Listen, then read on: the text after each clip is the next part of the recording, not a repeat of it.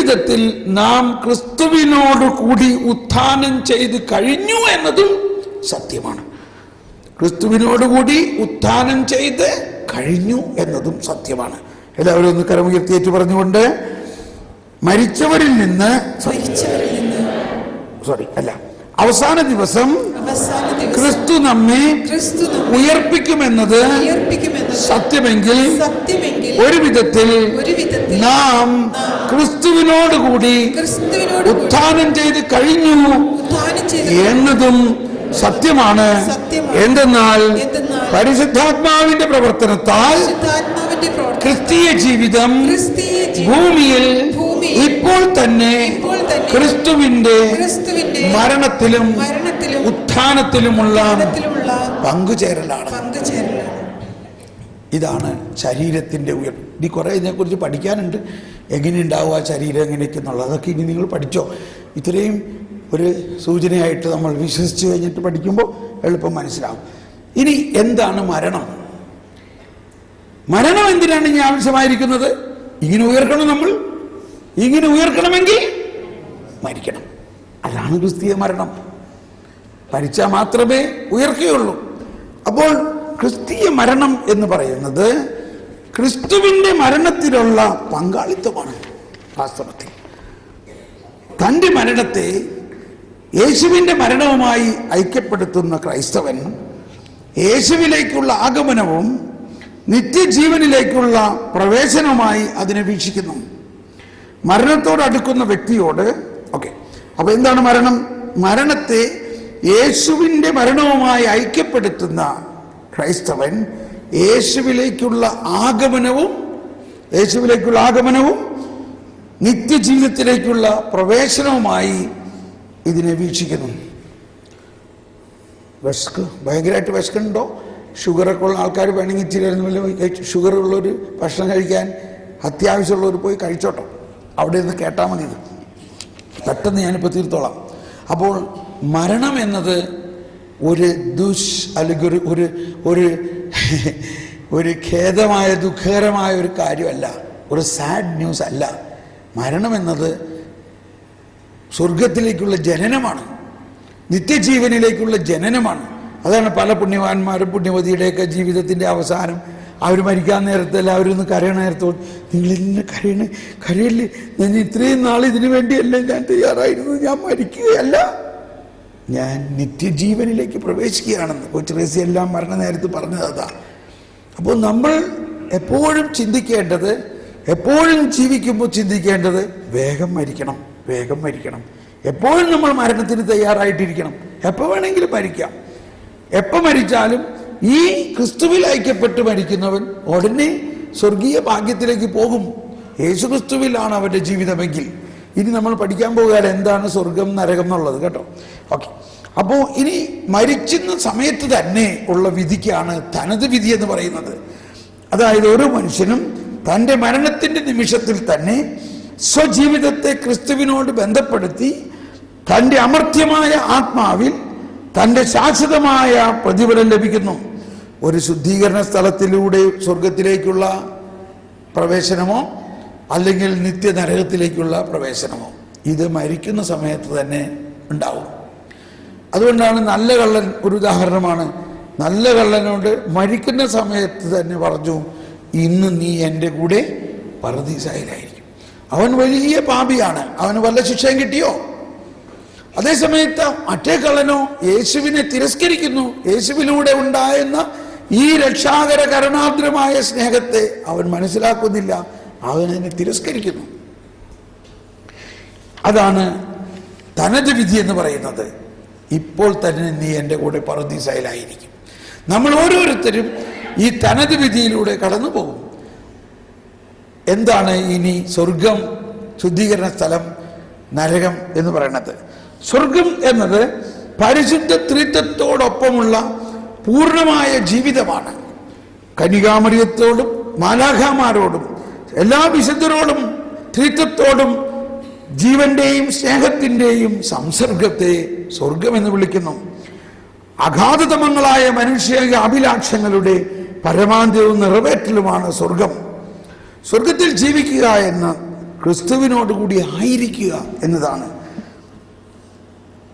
ദൈവത്തിൻ്റെ കൃപാവരത്തിലും സൗഹൃദത്തിലും മരിക്കുകയും പൂർണ്ണമായി വിശുദ്ധീകരിക്കപ്പെടുകയും ചെയ്യുന്നവർ ക്രിസ്തുവിനോടുകൂടെ എന്നേക്കുമായി ജീവിക്കുന്നു. അവർ എന്നേക്കും ദൈവത്തെ പോലെയാണ്. എന്നാൽ അവിടുന്ന് ആയിരിക്കുന്നത് പോലെ അവർ അവിടുത്തെ മുഖാമുഖം കാണുന്നു. എന്തൊക്കെയാണ് സ്വർഗത്തിൽ പോകുന്നതിൻ്റെ അവസ്ഥ? ദൈവത്തിൻ്റെ കൃപാവരത്തിലും സ്നേഹത്തിലും ജീവിക്കുകയും മരിക്കുകയും ചെയ്യുന്ന പൂർണ്ണമായ വിശുദ്ധീകരണം സംഭവിക്കുന്ന അവസ്ഥയാണ് സ്വർഗം. അതാണ് വിശുദ്ധ കുർബാനയിലൂടെയും കൂദാശകളിലൂടെയും ഓരോ ദിവസവും നമ്മൾ ഈ വിശുദ്ധീകരണത്തിൻ്റെ അനുഭവത്തിലും സ്വർഗഭാഗ്യത്തിലേക്ക് നീങ്ങിക്കൊണ്ടിരിക്കുകയാണ്. എന്താണ് ശുദ്ധീകരണ സ്ഥലം? ദൈവത്തിൻ്റെ കൃപാവരത്തിലും സൗഹൃദത്തിലും മരിക്കുന്നവർ പൂർണ്ണമായി വിശുദ്ധീകരിക്കപ്പെട്ടിട്ടില്ലെങ്കിലും അവർ നിത്യരക്ഷയുടെ ഉറപ്പ് നേടിയവരാണ്. എന്നാൽ സ്വർഗീയ ആനന്ദത്തിലേക്ക് പ്രവേശിക്കുന്നതിന് ആവശ്യമായ വിശുദ്ധി നേടുന്നതിന് വേണ്ടി അവർ മരണാനന്തരം ശുദ്ധീകരണത്തിന് വിധേയമാകുന്നു. അതാണ് ശുദ്ധീകരണ സ്ഥലം. അതായത് നമ്മൾ മാമോദീസ സ്വീകരിച്ച് വിശുദ്ധ കുർബാന സ്വീകരിച്ച് യേശുക്രിസ്തുവിൽ സ്നേഹത്തിൽ വിശ്വസിച്ച് ജീവിക്കുന്നവരാണെങ്കിലും നമ്മളിൽ ബലഹീനതകളും പാപങ്ങളും ഉണ്ടാകാം. അതുണ്ടായാലും നമ്മൾ സ്വർഗത്തിലേക്ക് വിളിക്കപ്പെട്ടവരാണ്. എന്തുകൊണ്ട്? നമ്മൾ യേശുക്രിസ്തു നമ്മുടെ പാപങ്ങൾക്ക് പരിഹാരം ചെയ്യുകയും ആ യേശുവിൽ നമ്മൾ വിശ്വസിക്കുന്നത് കൊണ്ട്. നല്ല കള്ളൻ എങ്ങനെ സ്വർഗത്തിൽ പോയി? യേശുവിൽ അവൻ വിശ്വസിച്ചു. പാപം യേശു എടുത്തു മാറ്റുന്നു. അങ്ങനെ വിശ്വസിച്ച് മരിക്കുന്ന വ്യക്തി സ്വർഗത്തിലേക്ക് തന്നെ തിരഞ്ഞെടുക്കപ്പെട്ടിരിക്കുന്നു. എന്നിരുന്നാലും സ്വർഗത്തിൻ്റെ പൂർണ്ണ അനുഭവം ഉണ്ടാകണമെങ്കിൽ അവൻ പൂർണ്ണ വിശുദ്ധീകരണം വേണം. അതുകൊണ്ടാണ് നമ്മൾ മരണശേഷമുള്ള വിശുദ്ധീകരണത്തിന് വേണ്ടി പ്രാർത്ഥിക്കുന്നത്. മരിച്ച വിശ്വാസികളുടെ ആത്മാക്കൾക്ക് തമ്പുരാൻ അനുഭവത്തിൽ ചേരാനിടയാകട്ടെ. എന്നിട്ട് എന്താ പറയുന്നത്? നിത്യപിതാവേ, ഈശോ മിശിഹായുടെ വിലമതിയാത്ത തിരിച്ചോരയുടെ യോഗ്യതയാൽ. കേട്ടോ? അപ്പോ വിശുദ്ധീകരണം നടക്കുന്നത്, മരിച്ച ഒരു വിശ്വാസി ശുദ്ധീകരണ സ്ഥലത്തിൽ വിശുദ്ധീകരിക്കപ്പെടുന്നത് എങ്ങനെയാണ് വിശുദ്ധീകരിക്കപ്പെടുന്നത്? ഈശോ മിശിഹായുടെ വിലമതിയാത്ത തിരിച്ചോരയിലൂടെയാണ്. അതായത് ഈശോ മിശിഹ അർപ്പിച്ച ബലി ഈ ലോകത്തിലെ വിശുദ്ധീകരണം മാത്രമല്ല, പരലോകത്തിലുള്ള വിശുദ്ധീകരണവും അതിലൂടെ സംഭവിക്കുന്നു. അതാണ് ശുദ്ധീകരണ സ്ഥലം. ഇതിനെക്കുറിച്ച് ഒരുപാട് സംശയങ്ങളെല്ലാം ഉണ്ടാകാറുണ്ട്. നമ്മൾ ജ്ഞാനത്തിന് വേണ്ടി പ്രാർത്ഥിക്കുകയും ദൈവത്തിൻ്റെ കരുണാർദ്രമായ സ്നേഹത്തിൽ വിശ്വസിക്കുകയും ചെയ്യുമ്പോൾ നമുക്ക് ഇതൊക്കെ മനസ്സിലാവും. ഇനി നരകം എന്ന് പറഞ്ഞാൽ എന്താണ്? നരകം എന്ന് പറയുന്നത് മനസ്തപിച്ച് ദൈവത്തിൻ്റെ കരുണാർദ്രമായ സ്നേഹം നേടാതെ യേശുക്രിസ്തുവിലൂടെ വന്ന ഈ കരുണാർദ്രമായ സ്നേഹത്തെ തിരസ്കരിച്ചുകൊണ്ട് മാരകമായ പാപത്തിൽ ജീവിച്ചുകൊണ്ട് മാരകമായ പാപത്തിൽ തന്നെ മരിക്കുന്ന അവസ്ഥയ്ക്കാണ് നരകമെന്ന് പറയുന്നത്. നമ്മുടെ സ്വതന്ത്രമായ തീരുമാനപ്രകാരം എന്നേക്കുമായി ദൈവത്തിൽ നിന്ന് വേർപെട്ടു നിൽക്കുന്ന ഒരവസ്ഥയാണത്. ദൈവത്തോടും വാഴ്ത്തപ്പെട്ടവരോടുമുള്ള സംസർഗത്തിൽ നിന്ന് സുനിശ്ചിതമായി നമ്മെ തന്നെ വേർപെടുത്തി നിർത്തുന്ന അവസ്ഥയെ നരകമെന്ന് വിളിക്കുന്നു. ഇത് ദൈവം നൽകുന്നതല്ല. ഒരുവൻ അവൻ്റെ സ്വന്തം ഇഷ്ടപ്രകാരം സ്വാതന്ത്ര്യപ്രകാരം ദൈവത്തെ തിരസ്കരിക്കുകയും ദൈവം നൽകുന്ന രക്ഷാകര പ്രവർത്തനത്തെ തിരസ്കരിക്കുകയും ദൈവത്തിൻ്റെ പരിശുദ്ധാത്മാവിനെ തിരസ്കരിക്കുകയും യേശുവിനെ തിരസ്കരിക്കുകയും ചെയ്തുകൊണ്ട് മാരകമായ പാപത്തിൽ വസിച്ച് മരിക്കുന്ന അവസ്ഥയ്ക്കാണ് നരകം. ദൈവം ആരെയും നരകത്തിൽ കൊണ്ടുപോകാൻ വേണ്ടി മുൻകൂട്ടി തീരുമാനിക്കുന്നില്ല. ഓക്കെ, ഇനി എന്താണ് അന്ത്യവിധി? അന്ത്യവിധി സമയത്ത് എല്ലാ മരിച്ചവരുടെയും നീതിമാന്മാരുടെയും നീതിരഹിതരുടെയും ഉത്ഥാനമുണ്ടാകും. അതാണ് ഉയർപ്പ്. എല്ലാവരും, സ്വർഗത്തിലുള്ളവരും നരകത്തിലുള്ളവരും ഉയർപ്പിക്കപ്പെടും. അവരുടെ ശരീരം ഭൂമിയിൽ നിന്ന് ഉയർത്ത് സ്വർഗത്തിലേക്ക് വരും. അങ്ങനെ ആ ശരീരത്തോടെ ആണ് വിധി നടക്കുന്നത്. ആ വിധി നിമിഷത്തിൽ അവിടുത്തെ മുമ്പിൽ എല്ലാ ജനതകളും ഒന്നിച്ചു കൂട്ടപ്പെടും. ഇടയൻ ചെമ്മരിയാടുകളെ കോലാടുകളിൽ നിന്ന് വേർതിരിക്കുന്നത് പോലെ അവൻ അവരെ തമ്മിൽ വേർതിരിക്കും. അവൻ ചെമ്മരിയാടുകളെ തന്റെ വലതുവശത്തും കോലാടുകളെ തന്റെ ഇടതുവശത്തും നിർത്തും. ഇടതുവശത്ത് കോലാടുകൾ എന്ന് പറയുന്നാൽ ഇടതുവശത്ത് നിൽക്കുന്നതാണ് അനീതി പ്രവർത്തിച്ച് നരകത്തിലായിരിക്കുന്നവർ. അവർ നിത്യശിക്ഷയിലേക്കും എന്നാൽ നീതിമാന്മാർ നിത്യജീവിതത്തിലേക്കും പ്രവേശിക്കുന്നു. അപ്പോൾ അന്ത്യവിധി എന്ന് പറയുന്നത് എല്ലാ മനുഷ്യരുടെയും യേശുക്രിസ്തുവിലുള്ള വിശ്വാസത്തിന്റെ അടിസ്ഥാനത്തിലും നന്മ പ്രവൃത്തികൾ ചെയ്തതിന്റെ അടിസ്ഥാനത്തിലും അവർ വിധിക്കപ്പെടും. യേശുവിനെ തിരസ്കരിക്കുകയും ദൈവത്തെ തിരസ്കരിക്കുകയും യേശുവിന്റെ രക്ഷാകര പ്രവർത്തനങ്ങളെ തിരസ്കരിക്കുകയും നന്മ പ്രവൃത്തികൾ ചെയ്യാതെ മരിക്കുകയും ചെയ്ത് നരകത്തിലേക്ക് പോയവരുടെയും ശരീരം ഉയർത്തെഴുന്നേറ്റ് അവർ ശരീരത്തോടെ നിത്യനരകത്തിലേക്ക് മാറും. മറ്റുള്ളവർ ഇതാ പുതിയ ഒരു ആകാശവും പുതിയ ഭൂമിയും. അതാണ് യോഹന്നാൻ മൗന്താന പറഞ്ഞത്, വീശുമരം അവന്റെ കയ്യിലുണ്ട്, കളം വെടിപ്പാക്കി പതിര് കെടാത്ത തീയിൽ നശിപ്പിക്കും. പതിരിന് അപ്പോ വിത്താകാൻ പറ്റുമോ? വിത്തിന് പതിരാകാനും പറ്റുമോ? ഇല്ല. അത് തമ്മിൽ വലിയ ഒരു അഗാധമായ ഒരു അകൽച്ചയായിരിക്കും. അങ്ങനെ നിത്യനരകത്തിലേക്ക് പോയി കഴിയുമ്പോൾ പിന്നെ ഭൂമിയിൽ ആ അനീതിയുടെ ഓർമ്മ പോലും ഉണ്ടാവില്ല. പാപം എന്നേക്കുമായി തുടച്ചു മാറ്റപ്പെടുന്നു. പുതിയൊരു ആകാശവും പുതിയ ഭൂമിയും ദൈവം ഉണ്ടാക്കുന്നു. ആ പുതിയ ആകാശം പുതിയ ഭൂമി ഈ വിത്ത്, ഈ രക്ഷിക്കപ്പെട്ട, വിശുദ്ധീകരിക്കപ്പെട്ട, മഹത്വീകരിക്കപ്പെട്ട, ഉയർത്തെഴുന്നേറ്റ ശരീരത്തോടു കൂടിയുള്ള ഒരു പുതിയ ജനത, ഒരു പുതിയ ആകാശം പുതിയ ഭൂമി ഉണ്ടാകുന്നു. അതാണ് സ്വർഗീയ ജെറുസലേം. ചിതറിയൊരു ഇസ്രായേൽ ജനതയെ നാഥൻ വീണ്ടും ചേർക്കുന്നു, പണിയുന്നു സ്ലേം നഗരീതാ കരുണാവാരി. അപ്പോൾ ഈ ലക്ഷ്യം വെച്ചുകൊണ്ടാണ് യേശുവിനെ 1000-ലധികം വർഷം മുമ്പ് ആ സങ്കീർത്തനങ്ങളെല്ലാം എഴുതിയിരിക്കുന്നത്. ഈ ലക്ഷ്യം വെച്ചുകൊണ്ടാണ് മനുഷ്യനെ ദൈവം സൃഷ്ടിച്ചത് തന്നെ. മനുഷ്യന് സുനിശ്ചിതമായ ഒരു പറുദീസ അവസാനം ലഭിക്കുമെന്നത് മുൻകൂട്ടി തന്നെ ദൈവത്തിന് അറിയാമായിരുന്നു. അതുകൊണ്ടാണ് മറ്റൊരു സങ്കീർത്തനത്തിൽ പാടുന്നത്, നമ്മൾ ക്രിസ്തുവിന്റെ മണവാട്ടിമാരാണ്, ക്രിസ്തു രാജാവെങ്കിൽ നമ്മൾ രാജകുമാരിമാരാണ്.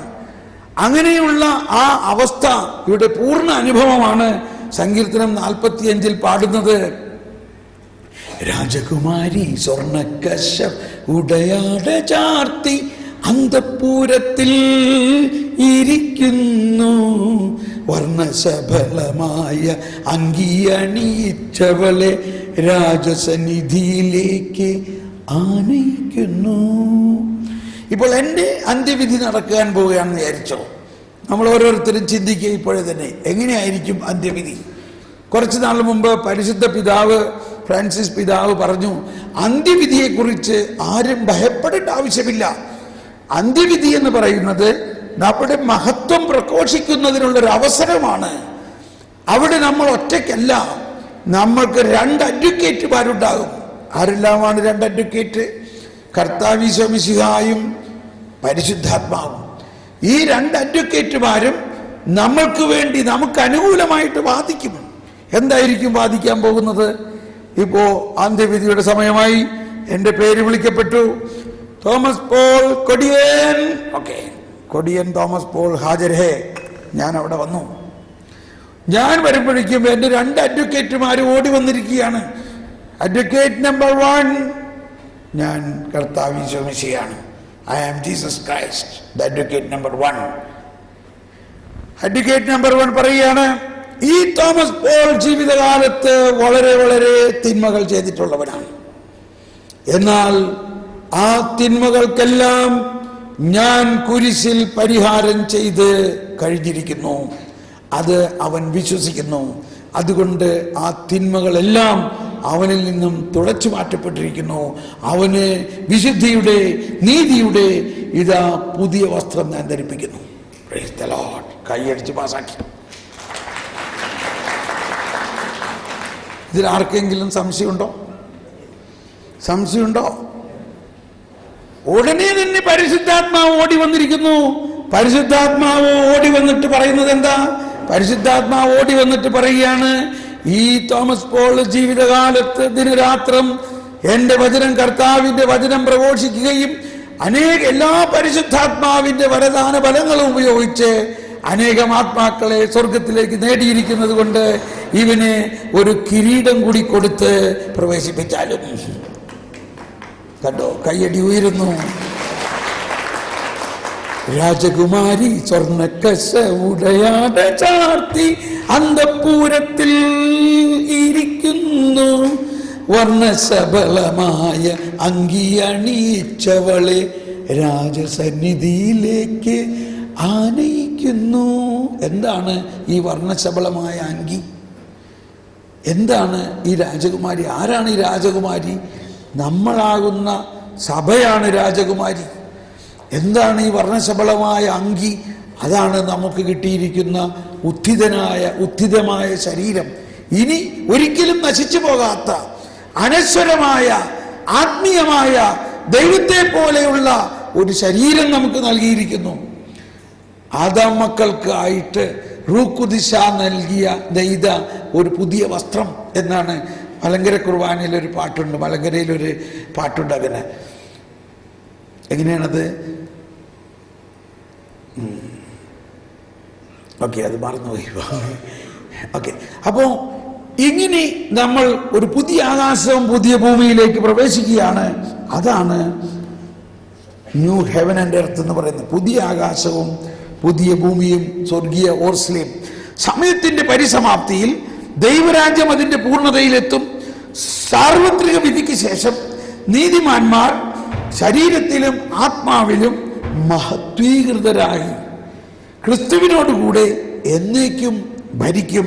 പ്രപഞ്ചം മുഴുവൻ നവീകരിക്കപ്പെടുകയും ചെയ്യും. മനുഷ്യവംശത്തെയും ലോകത്തെയും രൂപാന്തരപ്പെടുത്തുന്ന നിഗൂഢാത്മകമായ, പെട്ടെന്ന് മനസ്സിലാവണമെന്നില്ല ഇത്, ഈ നവീകരണത്തെ വിശുദ്ധ ഗ്രന്ഥം പുതിയ ആകാശവും പുതിയ ഭൂമിയും എന്ന് വിളിക്കുന്നു.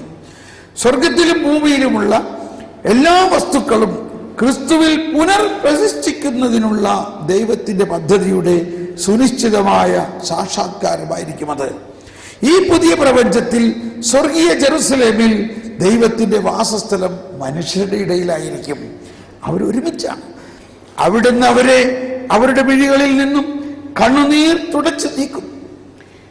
ഇനി മരണമുണ്ടായിരിക്കുകയില്ല, വിലാപമുണ്ടായിരിക്കുകയില്ല, വേദനയോ ഉണ്ടായിരിക്കുകയില്ല.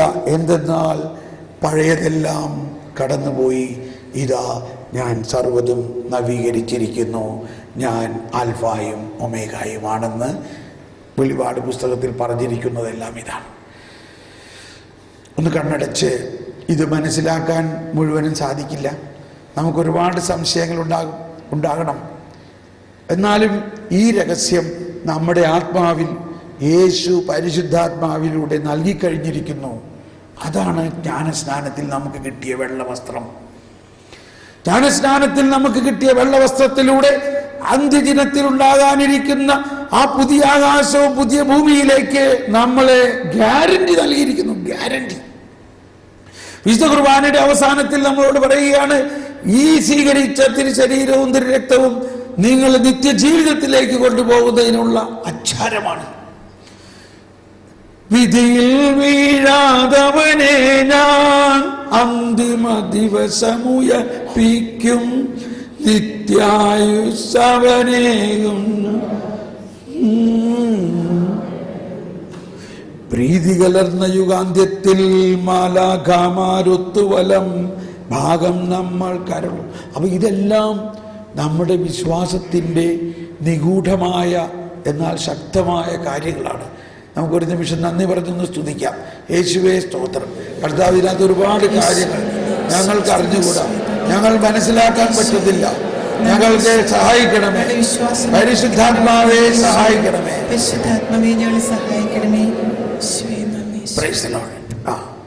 എന്തെങ്കിലും ചോദ്യം എന്തെങ്കിലും ഇപ്പൊ ഉണ്ടോ?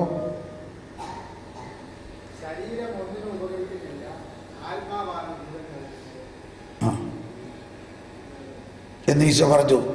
അപ്പോൾ അതിന് നമ്മൾ മനസ്സിലാക്കേണ്ടത്, ഈ ശരീരത്തിൻ്റെ ശരീരം ആത്മാവും തമ്മിലുള്ള വ്യത്യാസം മനസ്സിലാക്കണം. ഇന്ന് നമ്മൾ ജീവിക്കുന്ന അവസരത്തിൽ ശരീരത്തിൻ്റെ വാസനകൾക്ക് അനുസരിച്ചല്ല നമ്മൾ ജീവിക്കേണ്ടത്, ആത്മാവിൻ്റെ വാസനകൾക്കനുസരിച്ചിട്ടാണ്.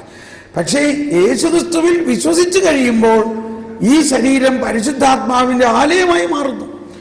ഈശോ ഇത് പറഞ്ഞത് എപ്പോഴാണ്? ജീവന്റെ അപ്പത്തെക്കുറിച്ച് പറയുന്ന സമയത്താണ്. ഈശോ പറഞ്ഞു, നിങ്ങൾ ഇത് ഭക്ഷിക്കണം. അപ്പോൾ കുറേ പേര് ഇറങ്ങിപ്പോയി. അവരെന്തുകൊണ്ട് ഇറങ്ങിപ്പോയി? അവർക്കിത് മനസ്സിലാവുന്നില്ല. അപ്പോൾ അവിടെ പറഞ്ഞ ആദ്യത്തെ വചനം, ഞാൻ പറയുന്ന വചനം ആത്മാവും ജീവനുമാണ്. അപ്പോൾ ആത്മാവും ജീവനുമാകുന്ന ആ വചനം നമ്മൾ സ്വീകരിച്ചു കഴിഞ്ഞ് നമ്മൾ ആത്മാവിൽ പുതുജീവൻ പ്രാപിച്ചു കഴിയുമ്പോൾ ഈ അവസ്ഥ മാറി. ഈ അവസ്ഥ മാറിയിട്ട്, അതാണ് റോമർ 8:11 പറയുന്നത്, വിശ്വസിക്കുന്ന ഒരു വാൾ യേശുക്രിസ്തുവിനെ മരിച്ചവരിൽ നിന്നും ഉയർപ്പിച്ചവന്റെ ആത്മാവ് നിങ്ങളിൽ വസിക്കുന്നുണ്ടെങ്കിൽ, യേശുക്രിസ്തുവിനെ ഉയർപ്പിച്ചവൻ നിങ്ങളിൽ വസിക്കുന്ന തന്റെ ആത്മാവിലൂടെ നിങ്ങളുടെ മർത്യ ശരീരങ്ങൾക്ക് പുതുജീവൻ നൽകും. അപ്പോൾ മാമോദീസ സ്വീകരിച്ച വ്യക്തിയിൽ ഈ ശരീരം നശ്വരമാണെങ്കിലും ആ പരിശുദ്ധാത്മാവിലൂടെ ഉയർപ്പിന്റെ ശക്തി നമ്മുടെ ആത്മാവിലും ശരീരത്തിലും പ്രവർത്തിച്ച് നമ്മുടെ ശരീരത്തിൻ്റെ വാസനകളെല്ലാം മാറ്റി നമ്മളെ പുതിയ സൃഷ്ടിയാക്കുന്നു. അതാണ് നമ്മൾ വിശ്വസിക്കുന്നത്. Praise the Lord. നമുക്കിപ്പോൾ ശാന്തമായിട്ട് ഭക്ഷണം കഴിക്കാൻ പോകുന്നു. 15 മിനിറ്റ് കൊണ്ട് ഭക്ഷണം കഴിച്ച് ഓടി വരിക. Okay, praise the Lord.